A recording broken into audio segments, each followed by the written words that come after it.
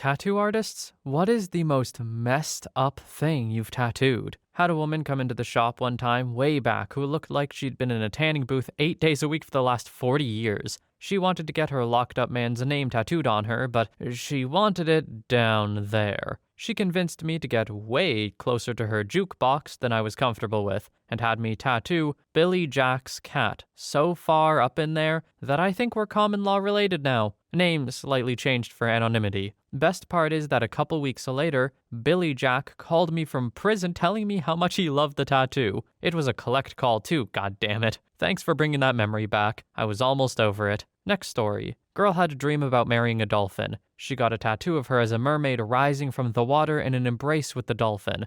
Halfway through, after hitting on me the whole time and telling me stories about an abusive ex, she started arguing about the color scheme and left with only the outline and some shading. Next story. I was a piercer for a few years at a local shop. During my first year of my apprenticeship, we had a younger, 20-something male who came in to get his forehead tattooed. I handled the majority of the paperwork for the tattoo artists at the time as well, and he had requested that the word "foobar" be done. He went back into the booth with the artist at the time and was told to come back the next day after he slept on it because, it's permanent, and we wanted to make sure he was 100% certain. To all of our dismay, he did return the next day to proceed with the tattoo. He had told us while getting tattooed that it was payback to his mother for favoring his older brother their whole life, and he wanted to return the favor of how much she screwed up his life. I'll never forget the smile on his face as he walked out the door.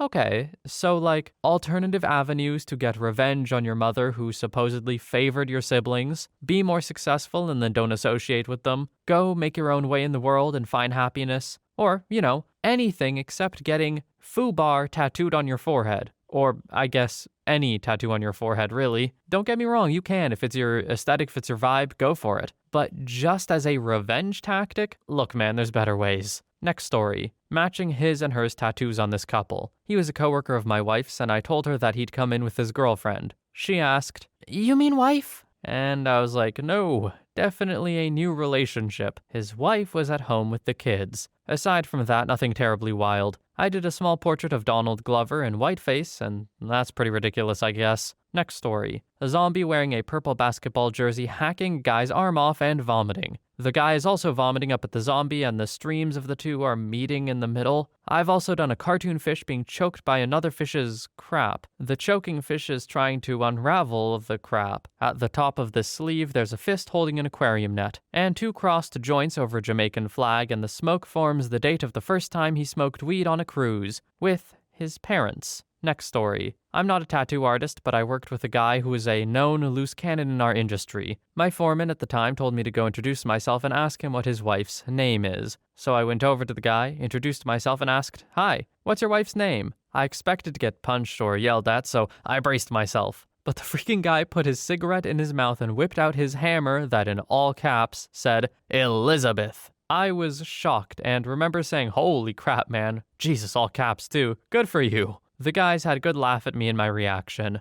Interpreting this right, hammer means what I'm thinking it means, yeah? Yeah. Next story. One of my friends was drunk and high in 9th grade and tattooed a kidney bean with a face on his thigh. Years later, we would still laugh when he showed us how it was, in fact, still on his leg. Another one of my friends in 7th grade told me he got bored on the bus and tattooed a big, smiley face on his forearm. I prayed that he was just joking, but I believed him once he pulled out the tattoo needle out of his jacket pocket and showed me. Indeed, it never went away. I always thought it was dumb as hell to do something so permanent at such a young age. But he died in a motorcycle accident a few years later in high school, so in retrospect, I guess I'm glad he did what he wanted to do. I started to tattoo my name on my ankle in 11th grade, but then halfway through I started thinking that ankle tattoos were for girls, and my name was a very stupid thing to tattoo, so I scraped/scrubbed it off a few days later. Next story. Not a tattoo artist, but my mom's gotten a lot in the past. So one time I was sitting in the shop waiting for her while she was using the bathroom, and it took a while, so I wandered over to one of the chairs and started browsing one of the books. This 20-something hot blonde chick walks in, and I guess she thought I worked there because I wear a lot of black and, hey, I was near a chair. She proceeds to tell me in horribly graphic detail, without letting me get a word in, how she wants a blooming roses tattoo done around the area of her privates, and she freaking flipped her miniskirt up to show me she was going commando just so she could gesture around the area. My jaw was on the floor at this point, and the guy walked in from getting lunch, and bless him, but he was far too late. He ran over and slapped a hand over my eyes and told the lady I was 14 and didn't work there. She was slightly embarrassed and very confused, but after confirming he worked there, began telling him what she wanted with her skirt still flipped up. I finally left with my mom after hearing that explanation twice. About a month later, my mom came back for a touch-up. I asked about the girl, and apparently she was tired of dealing with her pubic hair and decided a tattoo on the area would be the best solution to ensure hair stopped growing. Edit. Okay, I never said a tattoo would prevent hair growth, but that's what she thought. I wouldn't say she had top marks and intelligence, and I didn't look like an adult. I was clearly 14 and she still thought I worked there. If you want to get a tattoo, it's not going to stop hair from growing, at least not 100%. Next story. Not sure this counts, but I did those silly pen and marker tattoos back when I was in high school. Kids would pay me school currency for tattoos I could do as I was apparently pretty good at it. This went on through high school. I'm also very well educated in world history, even at a time when I probably shouldn't have known what World War II was about or those who fought in it.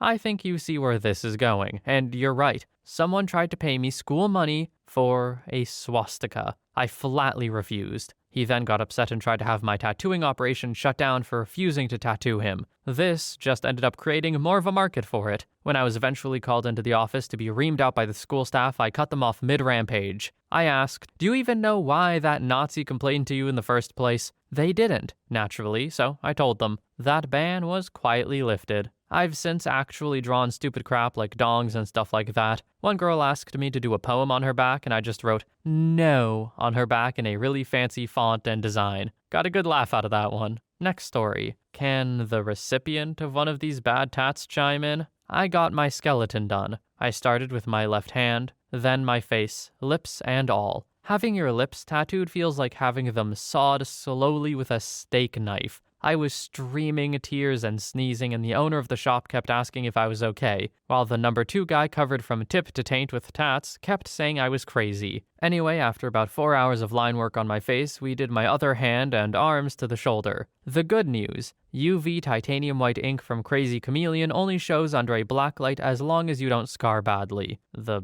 bad news is the blacklight material suspended in a polyethyl ethylpropylene solution, so it stings extra bad while being tattooed, and after 10 years without sunscreen, they're totally gone. Also, that crap is expensive. TLDR, don't get blacklight tattoos on your face. Look, I gotta be so for real, I didn't want to do 10 takes of that polyethyl whatever. I just took my best stab at it and went for it, and that's what we're going with. Next story. Well, there's a few I've seen from the other chair. My favorite so far was the new girl at a shop my artist was at got a walk-in who wanted some text/blackout work on his neck and face respectively. The artist was super naive and kinda dumb, so she didn't see anything wrong with what he asked for. She did the text work first and started on the black rectangle the guy wanted on his upper lip. I guess she was trying to keep the conversation going and rather loudly asked, "So, what's 1488 mean? A birthday or something?" Yeah. Dude was getting a Hitler stash tattooed to his face when the shop owner kicked him out. She got like halfway through it. He had to explain she was tattooing a literal Nazi. The other was another walk-in at a different shop who played the roulette game they had, little vending machine that has random designs.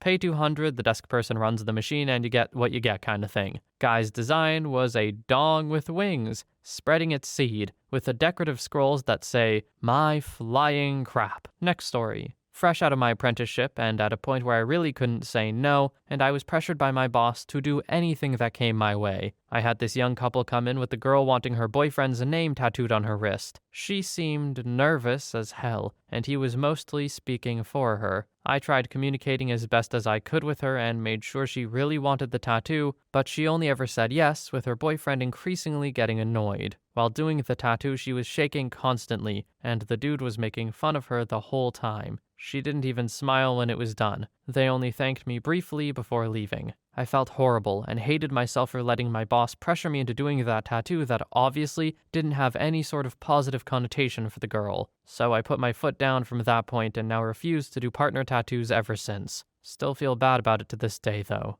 No tattoo artist should ever be in an environment where they have to do a tattoo. Like, this is unfortunately, at best, the work of an abusive partner. At worst, it's some sort of trafficking. OP had the right instincts about this, they just weren't allowed to follow through on them. I really hope that girl's doing better now. And by better, I do mean as far away from that guy as possible. Next story. I was a tattooist for years, had my own shop, etc. Once a dude with one arm came in and asked to have a butterfly tattooed on his inner thigh. I was already with a client and had refused because he smelled like he hasn't washed in weeks. Felt sorry for the guy, but he had a fly literally buzzing around him, and I had to keep everything clean to a clinical standard. One dude asked for an armchair to be tattooed on his bum cheek. Did it? Never saw him again. I'm not even sure if I dreamt it or if it really happened. In my early days of tattooing, I would practice on myself, mainly on my thighs. I have chicken from Cow and Chicken, an upside-down UFO, and 2 pigs doing it amongst the almost unrecognizable dross that decorate my thighs. Next story. When I was in the military and sharing a dorm room, I witnessed the most screwed up tattoo that at least I've seen.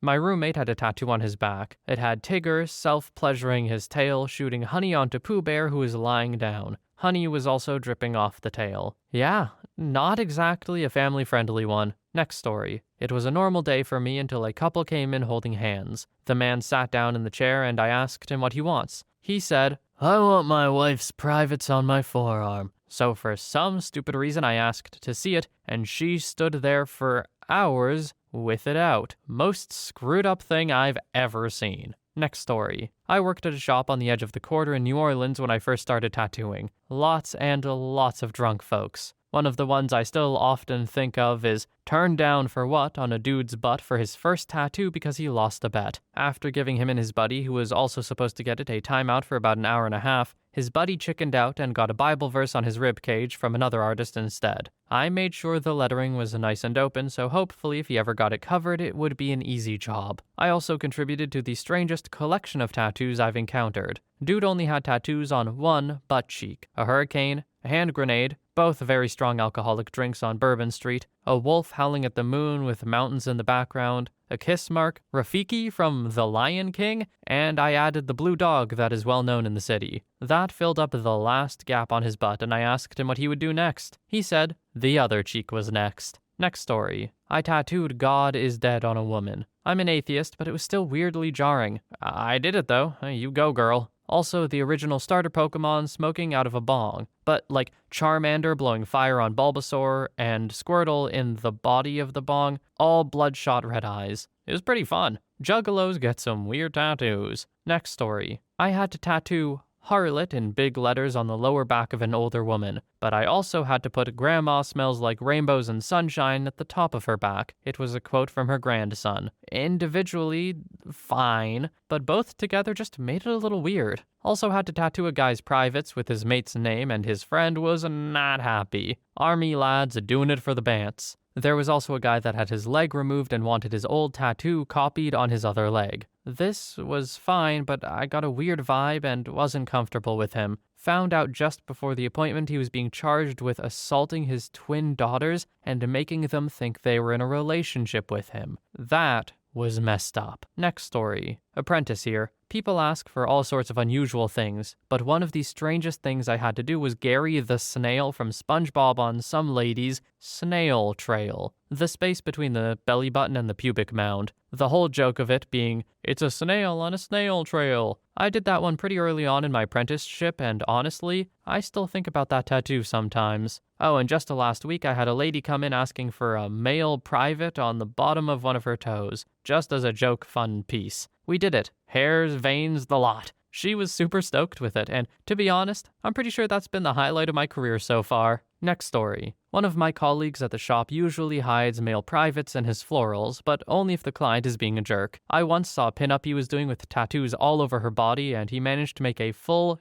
dong in it without making it too obvious. He's so good at tattooing that his clients always return for new projects. The most screwed up tattoo I've ever done was a League of Legends related tattoo. The drawing wasn't bad, but he did show up wasted, like post-psychedelic festival wasted. He didn't sleep, didn't eat, just casually showed up 2 hours earlier than our appointment and passed out in my station. After the second line, the dude was having a real convulsion and his friends started to freak out. Only then I was informed they were coming straight from the festival. At the time, I thought they were nervous and anxious about his first tattoo. Not freaking high on multiple substances. After giving him lunch and a good scolding, we could actually finish the line work that day and I made him pay another whole session for the subsequent appointment. SMH. Next story. Not a tattoo artist, but I went to a parlor where they perform laser removals. Whilst getting a piece done, I was talking to my artist about it. She then told me a story about how a woman came in with a very detailed, large leg piece that was half finished of a woman that looked a lot like herself sucking a dong. She claimed that she was drunk and wanted something that represented BDSM, and the artist didn't show her, but we all just thought she was probably drunk and in some kind of relationship with the original artist and thought it would be